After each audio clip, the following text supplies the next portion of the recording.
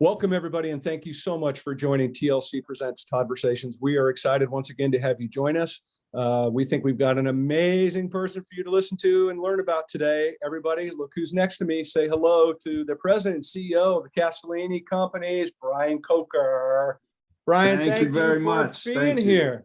Oh, thank you. Absolutely a pleasure. Hey, I tell you what, when that amazing guest gets here, I'll move over. Okay, so it's not a problem. Yeah, thank you. Yeah, it's not a problem. No, thank you so much for taking the time to hang out with us a little bit and to share a little bit about what's going on at Castellini and a little bit more about you as a person and the industry. I have a whole litany of questions for you today. I hope you're ready. Well, let's get to it. Awesome. Let's do it, brother. Let's do it. One of the things that I think is interesting and something I say all the time, the most consistent thing that there is in business is change. Right. And I think you would agree with me. And I think that what you guys have done and are doing at Castellini right now is pretty impressive. Can you share with us a little bit about what's new at Castellini today? Sure. Yeah, absolutely. And I think the other aspect of change being constant is the pace of change is constantly increasing too. So we're trying to manage all of that. It's been interesting, Todd, we've been in produce for 125 years. And went from brokerage to terminal markets to the first delivery type trucks and been kind of back and processing, not processing, been through it all. And I think one of the things that separated Castellini apart as an organization is innovation and hopefully attention to market shifts. We've seen the market shift, and I'm not only talking about, COVID related shifts. Obviously that was a huge event related shift that caused changes in the industry. But even over the course of the last several years, we've seen changes in buying habits and potentially the wholesale role migrating a little bit, where, for a long period of time, we provided sourcing services for companies. There are a lot of people who are very sophisticated. Transparency to data, transparency to supply has helped people buy more direct. And it doesn't mean that we don't sell produce. Of course we do. We still do, and we will from now until the end of time.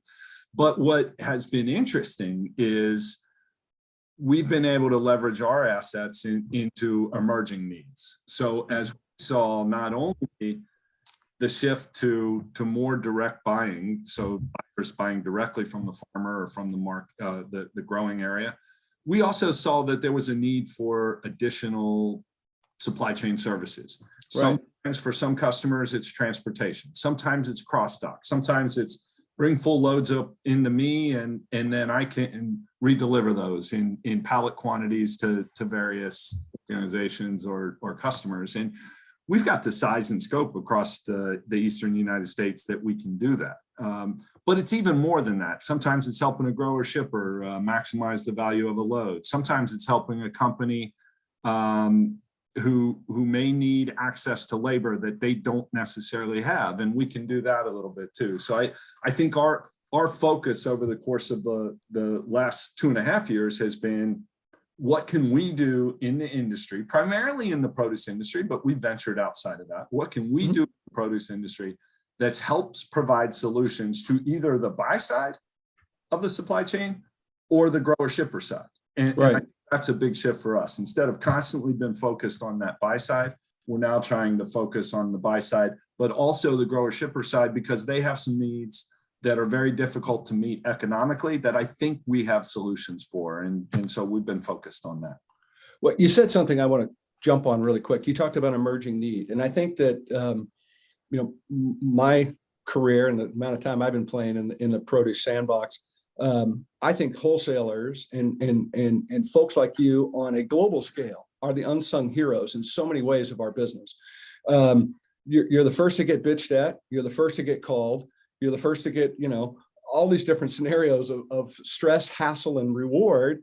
And people forget about the fact that you provide such an amazing service at whatever level wholesaler somebody's at. You provide such an amazing level of service and detail that I don't necessarily know people realize how valuable it is. I think the retailers at times love you, and then at times they want to decide to hate you for some other reason, right? Because they get into a cost perspective, whatever the price, whatever it might be. Yeah. But I think, when you talk about emerging needs, I think that is such a great statement when it comes to talking about your business model, because you constantly have pivoted. You talk about being around 125 years and COVID, right?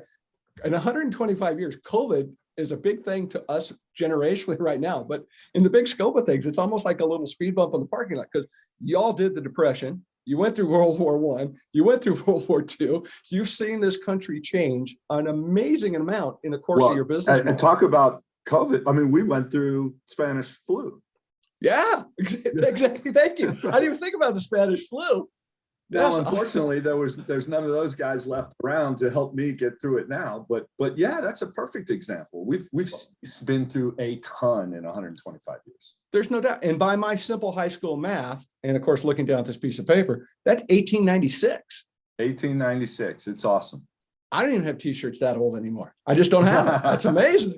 That's amazing. So kind of leaning into that 125 year thing right now. So share with me just a touch about, and you touched on it earlier, but I'm going to get a little deeper with just at least this mindset. Sure. What's setting you apart now from your competition as you kind of step back from change? You're looking at this, you've been in that runway for a little while. So what's setting you apart now from your competition? Yeah, I'd like to think, Todd, what sets us apart a little bit is we don't have a predetermined item that we're trying to sell you. What I'm really trying to do is listen to what your problems are and see if I have a solution for your problems. Again, when COVID was early on and the supply was choked up, we were able to do DSD deliveries to a lot of different places because their supply chain just couldn't get the product through. We've been able to do repack services on demand for people who need a little bit of help on the quality side, but maybe even just to get the right size format for a particular customer. I guess the point that I'm saying is we are much more valuable as a solutions crafter and provider than we are me coming in, sitting down at your desk and say, I really want to sell you oranges.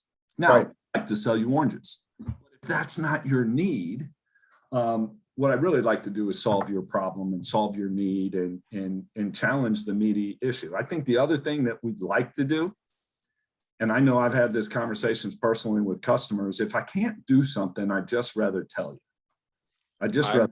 And, so we try to do that.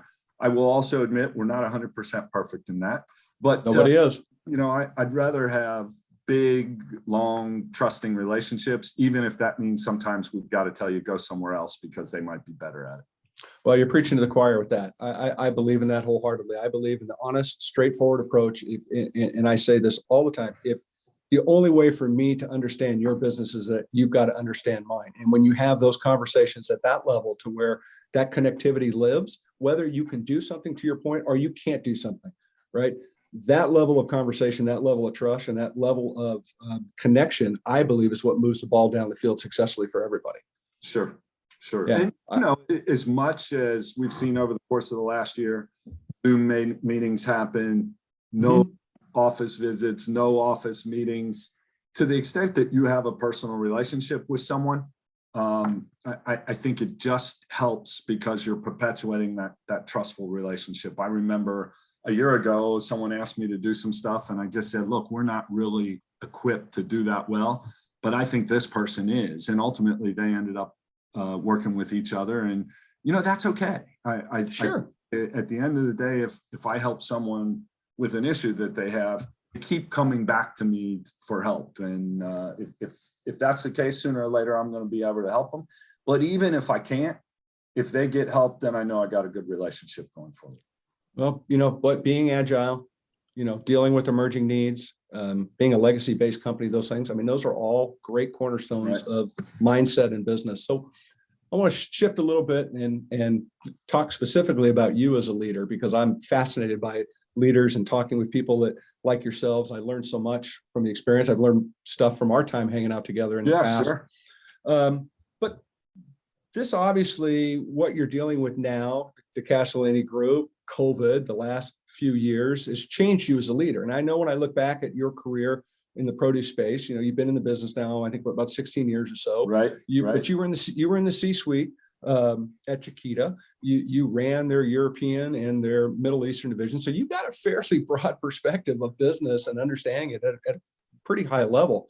So now that you've pivoted your business a little bit, what's changed you as a leader? I mean, and really, what's different about you now than, let's say, even a year or two ago as a leader?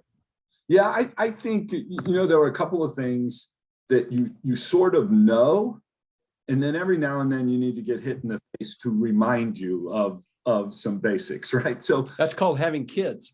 That's another one. That's another hit in the face. A perfect example was when I've kind of prided myself on communicating a lot. So everywhere I go, we have town halls where I talk to people about our business, where we're headed. In truth, I probably don't disclose some number. Well, I don't disclose some numbers that I shouldn't. But in general, I give everybody an idea of where we're headed and how we're doing. And I think that's important, so they understand the direction of the company, that they're part of something bigger. So I've always prided myself on communicating and communicating a lot to the employee group as a total and to other leaders.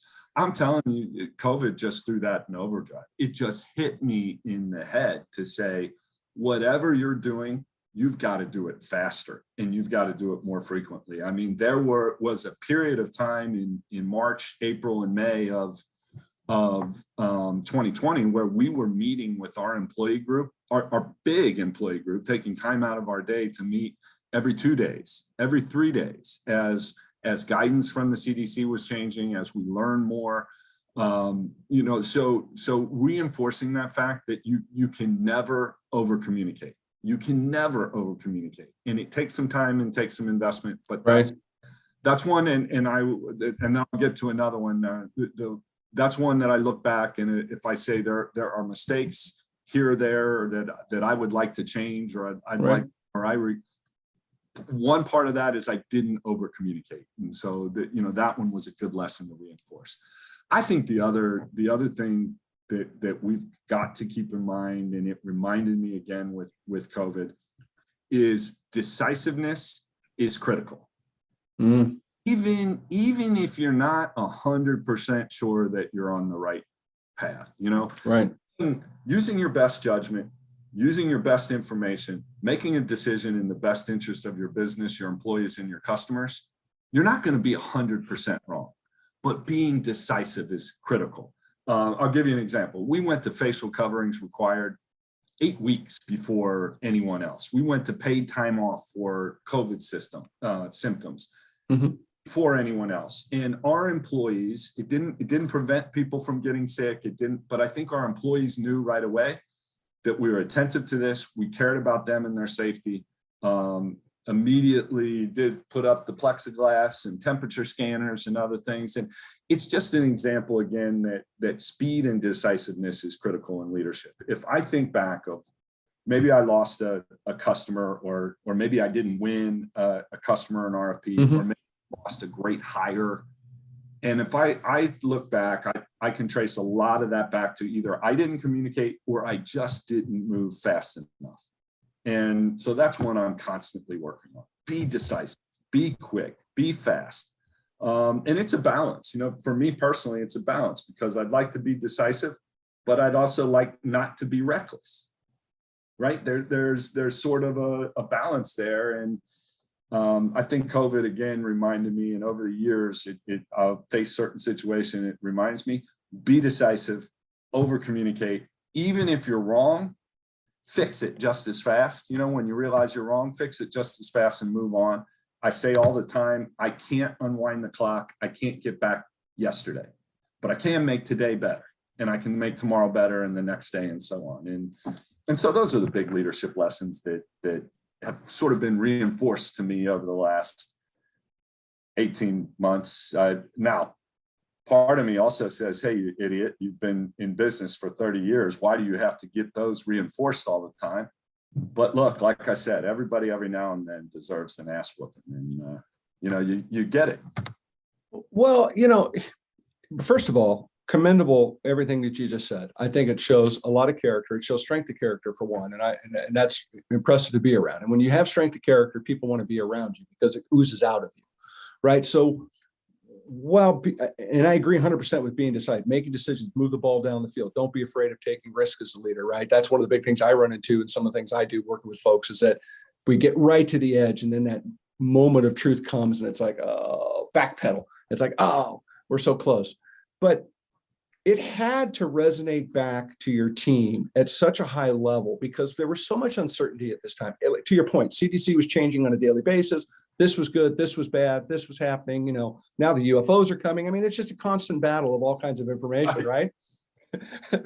but I'm sure that if I was to go walk into your warehouse and ask 5 random people about you in the moment, about communication, stuff like that, their answer would probably all be the same. We appreciated what we're being told and how we're being treated. And I think that is commendable, right? Because you went overboard on communication, as you should in situations like this, because your people are your best assets. You've got to keep them motivated. For sure. 100% and you've got to protect them. Right. Yeah, I think it's beautiful, Brian. I think what you said is fantastic, and I commend you. Well, the one thing to remember on that is I just have to keep constantly working on it, right? Yeah. You should never stop learning and never stop working on it. I mean, it's kind of like quality and food safety. You're not finished ever on those fronts, and you shouldn't be finished on your leadership skills. And I still screw things up, and I got to look myself in the mirror and said, I screwed that up, but that's done. Let's make sure I don't screw it up the next time. Well, I think to your point about leadership is that you, as a leader, you're constantly learning. You're constantly taking what you did yesterday to make you better tomorrow. And if you're not, then I think you become stuck as a leader. And then your organization starts to come, rather than you lead your organization forward, your organization starts to catch up to you, and you can't stop that. Right. You stifle that growth potential. And I think that's really dangerous for businesses, especially ones like in our sector that are in the food sector, whatever, the pivot, the movement, the agility, all these things are throwing at you. What's going to happen? You cannot tell me what's going to happen tomorrow in the produce business. You cannot. You can try to put money on Vegas and try to make a guess, but you can't actually going to tell me what's going to happen tomorrow, right? And it's the crazy part about our business. So with that being said, I want to go into another question and talk, what are some of the most significant changes that you've seen in the wholesale business over the past 2, 3, 4, 5 years? Yeah. So certainly I've seen, there is a natural evolution on the buy side as well. Some of the smaller wholesale organizations have either disappeared or merged into others to survive. We've certainly seen some of the food service shops who have put their own regional consolidation centers in as a way to try to drive efficiencies in their own supply chain, and that's changed the wholesale role a little bit. We've seen on the buy side, I think I mentioned it before, the access to data, the access to growers, the access to market and market conditions have made them all better buyers and better, more sophisticated supply chain managers. And I think that changed a little bit the role that we're playing. And I don't think it's at all, for several years, Center Store led with data and category management and all of those types of things. There's a lot of that data now in produce. And oh, by the way, there's a lot of people in the produce supply chain who now know how to use it. And I think that's had a powerful impact on the produce supply chain, and therefore the wholesaler's role in the supply chain. It doesn't mean necessarily that all of those things are bad. No. It just means you've got to pay attention, and hopefully you're moving before it becomes bad for you. So, and another piece of Castellini's legacy is innovation. One of the first to have refrigerated trucks, one of the first to take the terminal market to the buyer instead of having the buyer come down to the terminal market, early on in the processing and fresh cut. So that history of innovation. Well, one of the things that's critical to innovation is reading the tea leaves of where the market is and trying to understand that the market is either changing or has already changed before it's too late. Right. And, that again, I think the buy side of our industry has changed quite a bit over the last 5 years. It doesn't mean that there isn't a role to play for wholesalers. And you mentioned wholesalers' value in the product. I'd like to think of wholesalers as the oil or the grease in the produce supply chain engine. Right. We can make everything move just a little bit easier, a little bit smoother, take a little spikes out of demand. We can't provide absolute protection. As you said, no one knows what's going to happen in produce tomorrow. But our value to some of our customers is we can provide them a little protection so that maybe we take the 3 standard deviations from the mean and we can control that. The fourth one, we're all scrambling for. But I think those are things that have changed in the industry, but it also means we can't ignore it. We can't ignore change, or, I'll be talking to you about what used to happen to wholesalers, right? Right. The world passes by and will be irrelevant, and you never want to be irrelevant. Well, yeah. And I think speed of change, and its impact on our business life is something that all through the supply side, everybody's had a version of that to embrace. And I think you touched on it beautifully about the fact that you're in a pivot-based business, right? I mean, you said it earlier. It's about, it's all about pivot. It's all about understanding the need and then trying to figure out the solution to that need. So thinking about the speed of change, right, in business life, and I want to lean into that because I think it's a beautiful statement that you made and you shared with me. So let's talk a little bit about labor at this point as speed of change and impact on the business life, because labor is a major issue.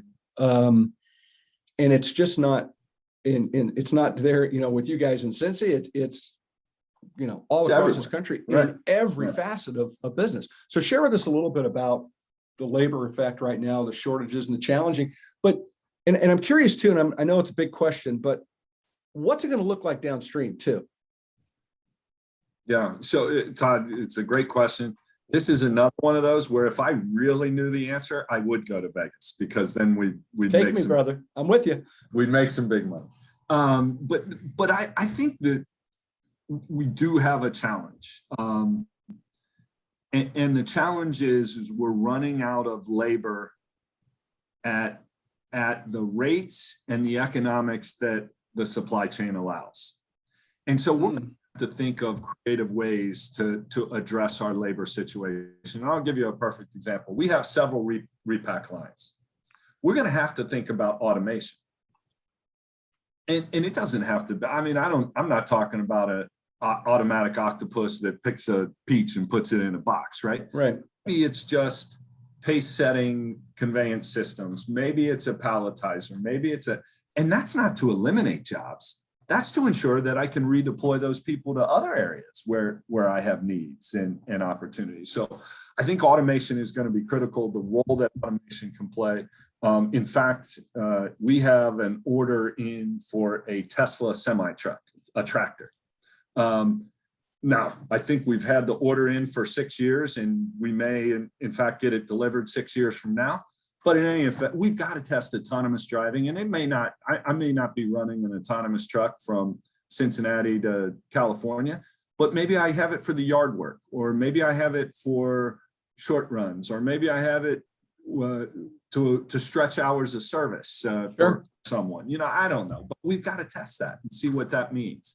So automation has got to play a key role. I think the other thing that has to play a key role is creating labor capacity by productivity and productivity-based pay. And we've got great examples in the strawberry industry, great examples of productivity and productivity incentives. And I think as an industry, we're going to have to adopt some of those programs, because that is a way to close a labor gap.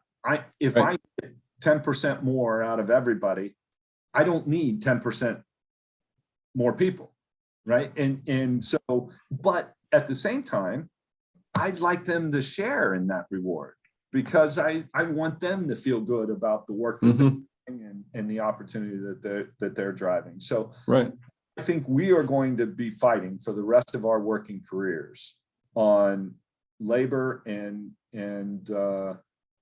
accessibility to labor and the interplay between automation and labor. I mean, it's one of the reasons that we have a huge investment in technology is we've got to help our employees who want to do a good job. I guarantee you this, Todd, I don't have anybody that's walking in our door saying, I really want to screw up something today. What's the first thing I can do terrible? They don't want it. I mean, we've got good people, they're coming in, they want to do right.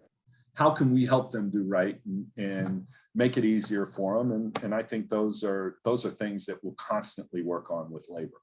I don't have an answer. I mean, there are some other supply side. I think the country needs a better answer for guest workers. I just clearly we need a better answer for guest workers. I think the country needs to make some type of call on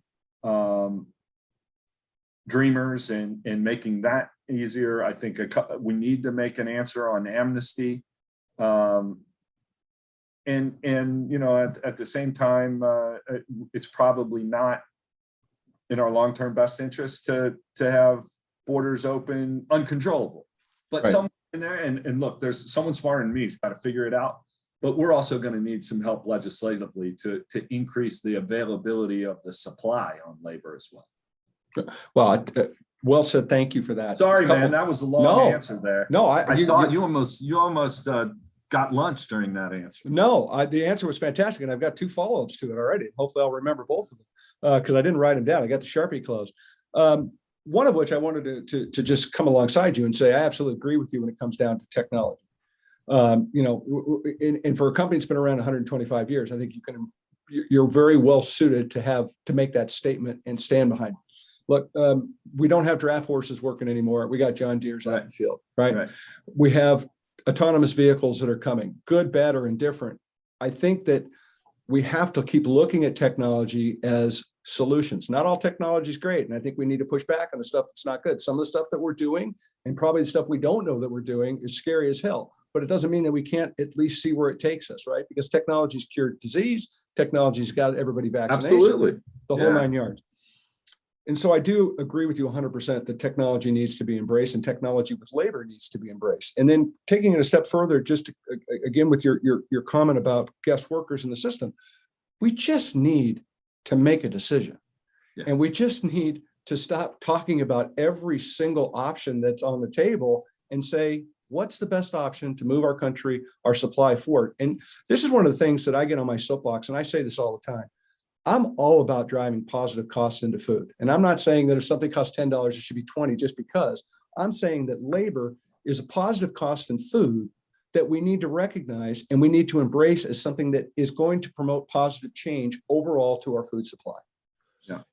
And if we stand by the sidelines and keep waiting for something to happen, your problem and the problem of the growers in California and the growers that can't find anybody in Michigan and the guys that are struggling in Texas, they're never going to go away. They just become bigger problems that ultimately, I think, hurt us economically.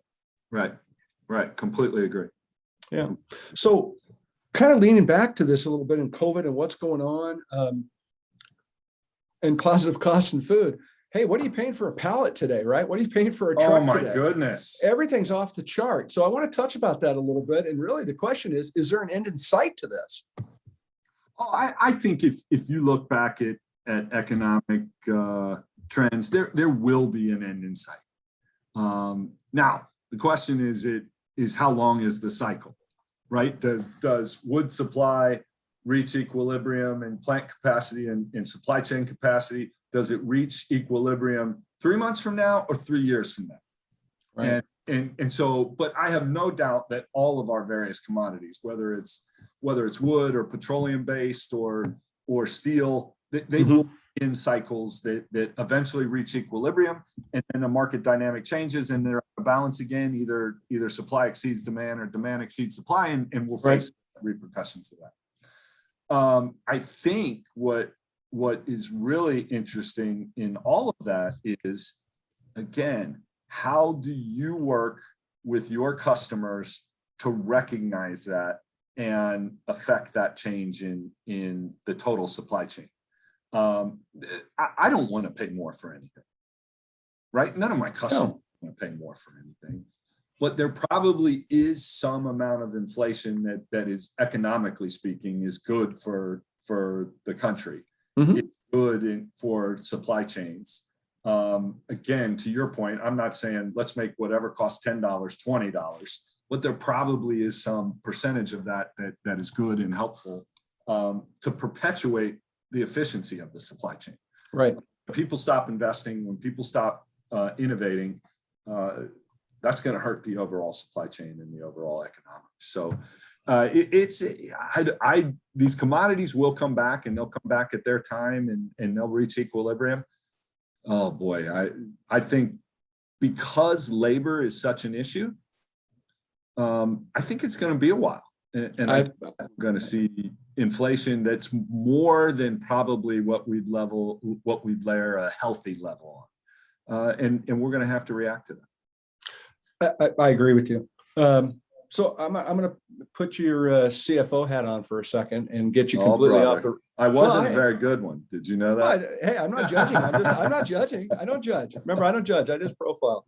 But I want to ask you, as a financial guy in that background, give us a little insight to where you feel this economy's heading outside of produce, just as a general, hey, Brian, tell me what you think the economy is going to do coming down the pike.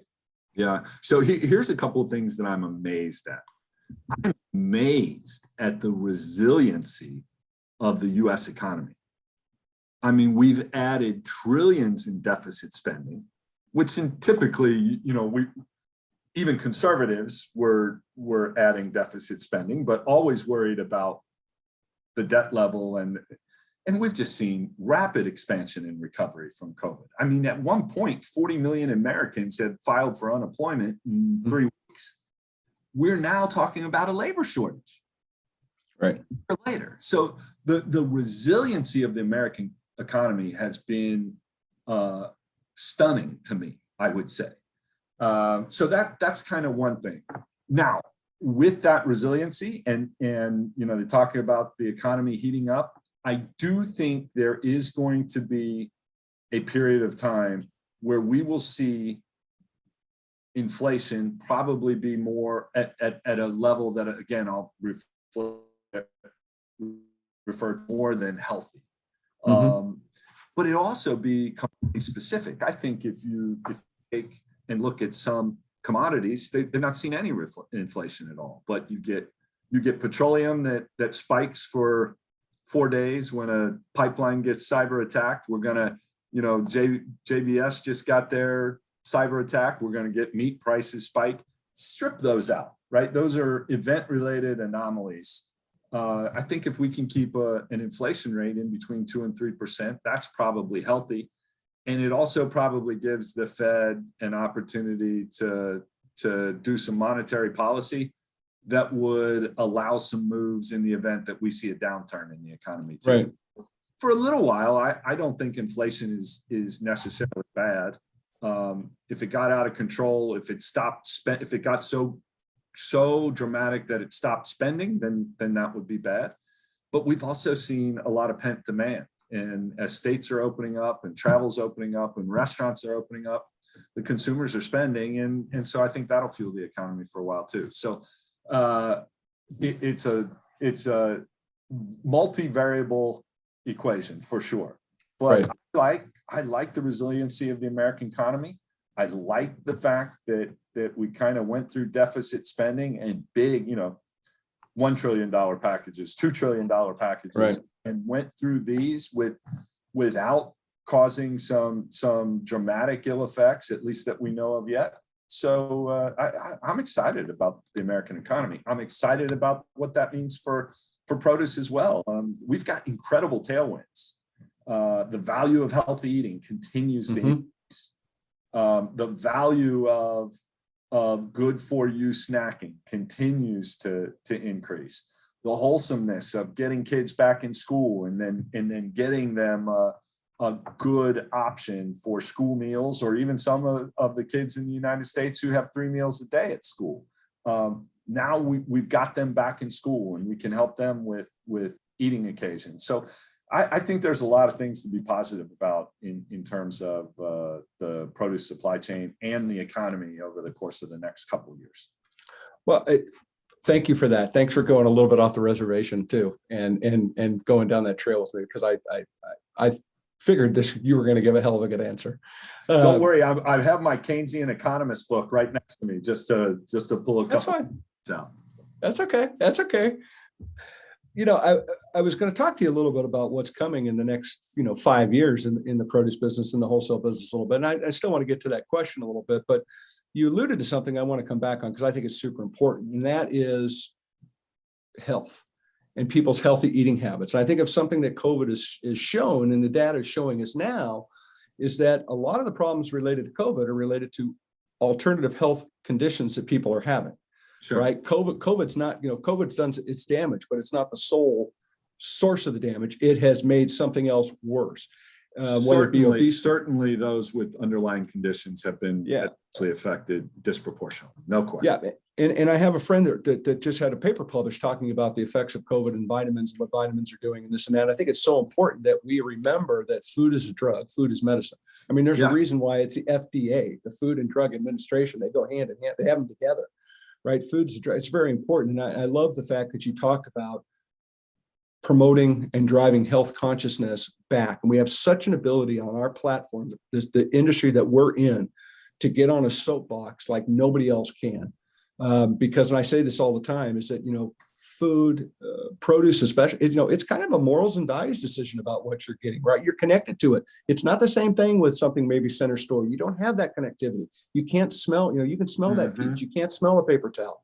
And so I think it's really important that, folks like yourself that are embracing that mindset, to me, that's almost a runway for the next 5 years of continual education, uplifting your retailers, your customers, as well as your suppliers. So with that big diatribe in my soapbox, I was on there for a second. Tell me, what are you excited about, kind of in the next 5 years, or concerned about specifically for the produce business, other than, we've touched on labor. Is there anything else that's floating out there? I think obviously labor, we've beat to death. The other areas that I'd like to make sure we continue working on at some point in time, so much of the school lunch program is federally funded and state government funded. And I think there's probably a risk that at a certain point in time, some of those budgets get tightened. And from my perspective, school lunches are an investment in people for the next 30 years.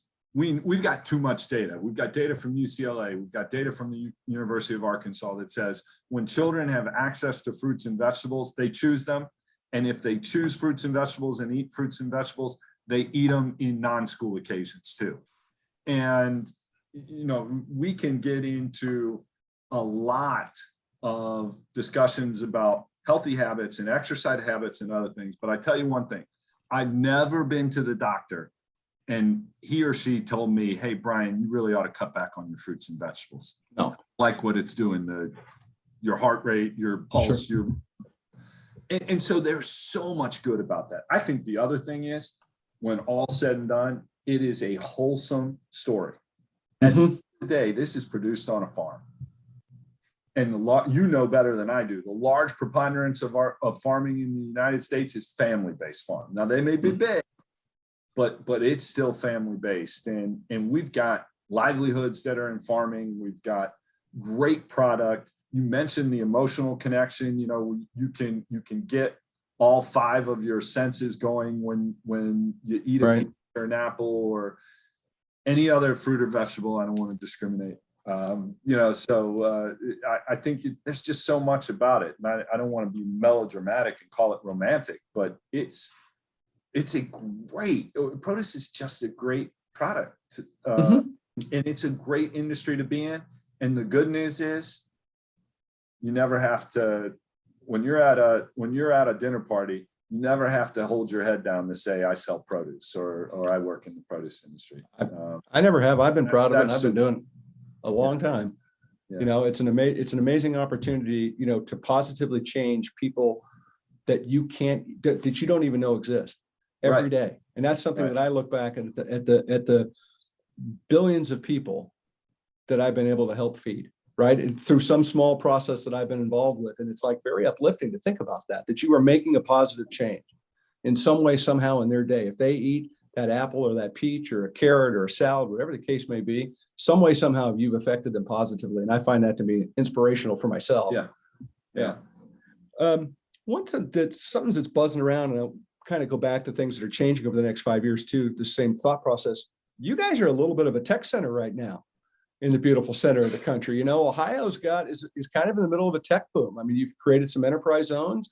You've got some big players that are coming up in the ag tech space. You've got one of the big boys, App Harvest, is right next door, to you guys in Kentucky, and they're doing some big stuff. And so I'm curious, how are you guys dealing as a wholesaler, embracing all of this new ag technology that is just popping up, and specifically not so much, data collection wise, but this ag technology around greenhouses and these different things that are coming from a supply side?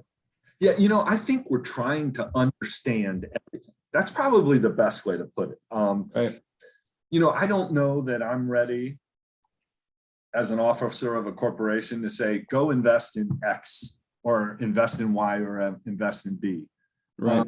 But we're trying to understand everything. And there's some unique capabilities, and whether it's urban farming or under grass or vertical or glass under vertical farming, all of them have some unique options. And I think as we get unit economics in those areas closer to what field grown is, it becomes a bigger story and it becomes more mainstream. And certainly by the time it comes mainstream, if you are just starting to explore it, then you've missed the boat. So we've taken a look at a lot of different things. We've tried to help some, again, probably more on the distribution side.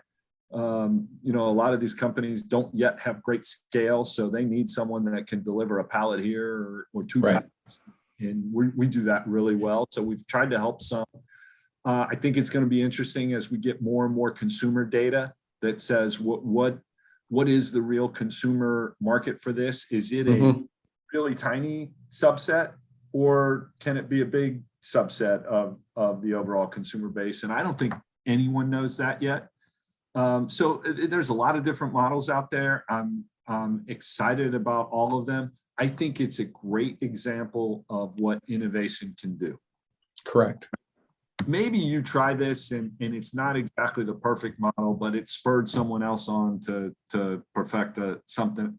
I mean, it's going to be really exciting over the course of the next several years. And I think what will actually happen is hopefully it'll give us a chance to expand available supply because consumption is expanding. Correct. And that's what we'd really like to see, is if there's a unique way to get something to try a microgreen or an adult to try a microgreen or a unique tomato or strawberry or whatever it is, I think overall that's good for the industry. Oh, I do too. And I think that we have to embrace technology. I think, a lot of times I think the conversation becomes an and or an or. And to me, it's an and, not an or. And I think it's really important that what somebody might be doing today in a small little facility in Oklahoma City might create technology that changes everybody to be better and ultimately serve consumers, but also serve the planet better. So I love the fact you guys are looking at it and pay attention to it. I think it's not going to go away. I think it's only going to keep growing. So I want to shift gears a little bit and pick on you for a second. But, okay, let's go. No, not really. I'm just teasing. But I try to ask some personal questions of people when we're doing this, because I think it's important that people get to know you. And you certainly have shared some insights that have been extremely impressive. But I talked to you about a quote that, what's something, quote that you liked or something that inspired you. And you sent one back to me in our conversation I thought was so great. And I was hoping I could just read it. And maybe you would just touch on why it meant something to you, because I think it's great. Absolutely. And what you wrote was, you seek to understand before you seek to be understood. I think it's really powerful. And it's certainly, listening to you and your leadership style, I think it sums up a lot. What's it mean to you? How does that translate for you? Well, I think a couple of things. One, listening is such a critical skill. Salesperson should be a listener. The best leader should be a listener. So I think that's a saying, that's a phrase, that's a quote that reminds me, listen first, right? Listen first. I think the other aspect of that is if you're really going to try to solve a conflict or an issue or an opportunity, solve an opportunity, you have to have empathy. And the only way you have empathy is to understand what the other person or the other side is going through.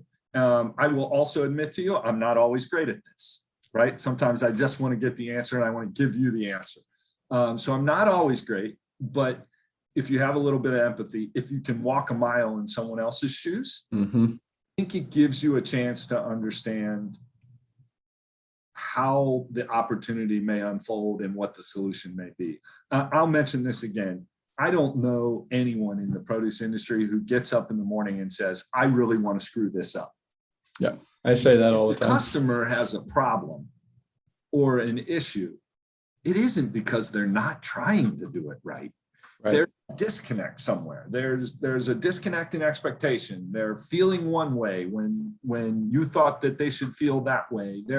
And so listening first, I think, is a really powerful way to uncover what the real opportunity is. And you know, another thing when we talk about innovation and adapting to change and being agile, man, if you're not listening to the market around you,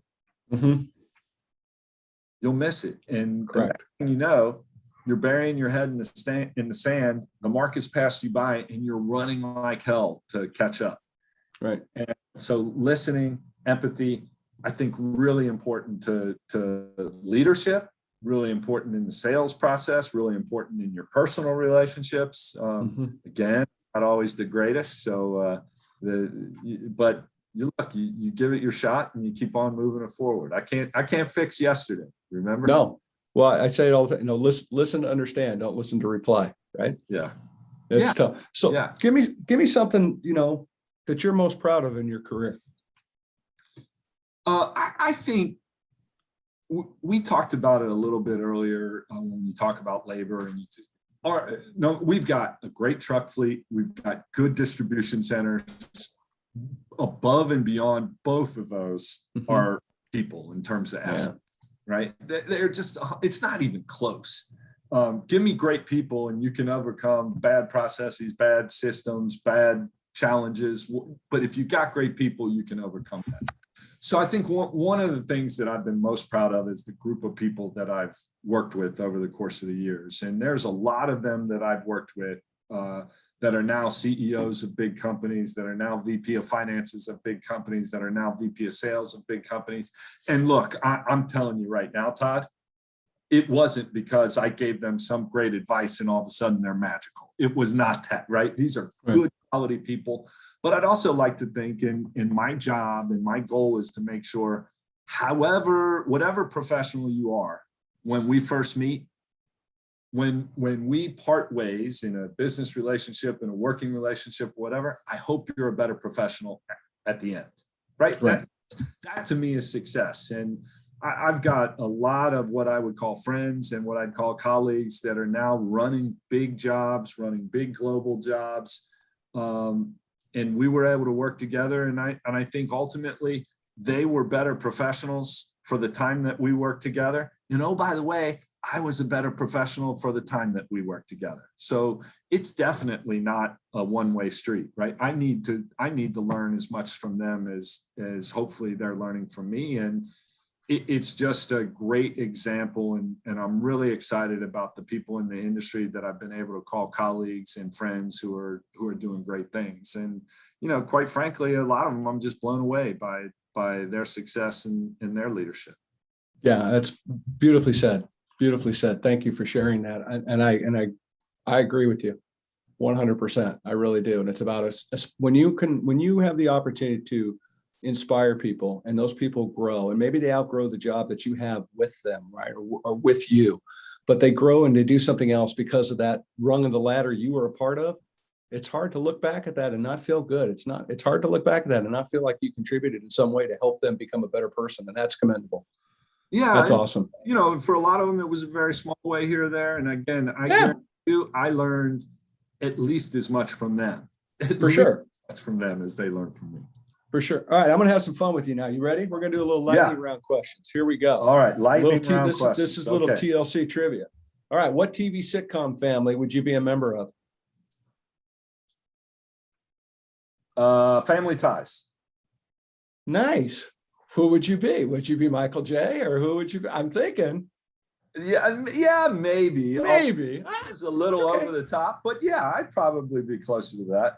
I like it. We didn't have enough to be the Brady Bunch, but that would probably, and to be frank, my first answer was going to be Gilligan's Island, and then I realized they weren't family.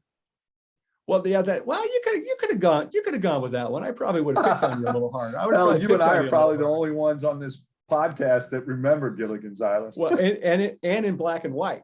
And in black and white, right? So give me one chore around the house you hate doing, and don't forget, I'll ask your wife, so don't lie. You're on. I hate cooking. I hate cooking. I'm not a good cook. Yeah. Can you do toast? I like eating. Cooking's not my deal. How about toast? Can you do toast? Oh yeah. I mean, I can do some things. I just don't like it. Boil water, fry eggs. open the refrigerator. That I can do. Yeah, the low hanging fruit. All right, so here's one for you. Call Uber Eats. Call Uber Eats. So here's one: kimchi or kombucha, or just a hard pass. I'd say kimchi. I mean, although I like both. Nice. I mean, I'll eat just about everything. Nice. As long as you don't have to cook it, though. As long as I'm not cooking it. Well, cooking kimchi is an art form, so I can imagine you're not going down that slippery slope. No. How about a nickname when you were a kid growing up? Maybe your parents called you, or you're in the neighborhood. You know, it's funny. Everyone that ever I talked to just automatically called me by my last name. So everyone was Cooker. At one point in time, it might have got to Cookie for a little while, but it was always just Cooker. No real other nicknames or anything like that. So just that junior high. Cookie came out in junior high, I guarantee. Cookie, and that kind of stuck all the way through college, and but even professionally, I mean, I'll walk down the halls and now someone will say, "Hey, Cooker," it's I like, love it. Yeah, so it's great. I love it. All right, one final question I have. Sure. If you could tell folks just one thing about the Castellini Company, what would you tell them? I think the one thing that I'd tell them is, look, we're not perfect, but we're going to try to be your answer. It may be a different form. If we can do it, we're going to try to be your answer. And so again, it's all in that supply chain area. We're able to help. If you have an issue, we can solve it. And we've got a lot of people who have solved problems a lot of different ways. And I think that's the thing I'd like people to remember is that if we could be your supply chain engineer, we'd work on the problems that you have. I love it. That's a great answer, brother. Thank you. Thank you for taking the time. Thank you. Thank you for sharing with us. Thank you for your insight and your words, your inspiration, and uplifting everybody. I truly, truly appreciate you taking the time, and the 350 billion people that are watching us now galactically because of the UFO thing. Just look at the audience you just reached. That's a good news because I was worried about all these UFOs wouldn't get reception. So no, we're good to go. We're good. It's just bouncing. It's bouncing everywhere. Everybody, Brian Kocher, Castellini Company. I can't top this. I can't top this hour, my brother. I can't. Thank you once again for being here. I appreciate you very, very much. And open invitation. Come back. Let's do it again. Awesome. Thanks so much, Todd. Thank you, brother.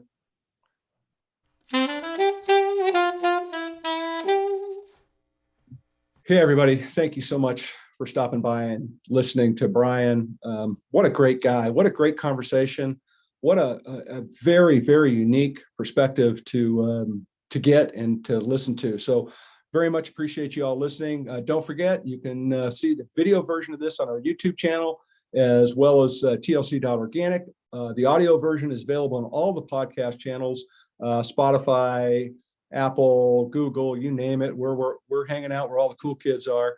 Don't forget to check out our Instagram page, TLC_Todd-versations. We're trying to put stuff up that's inspirational and inspiring, some different ideas and thoughts to share. Please like us, follow us, review us, give us a thumbs up. If you want to join us, you know how to find me. Go to the website, reach out, whatever the case may be. We'd love to have you on. We'd love to uplift your brand and tell your story. again, appreciate you very much for taking the time and letting us intrude in your life a little bit. We hope you enjoyed it. Until next time, go inspire somebody today. Thanks.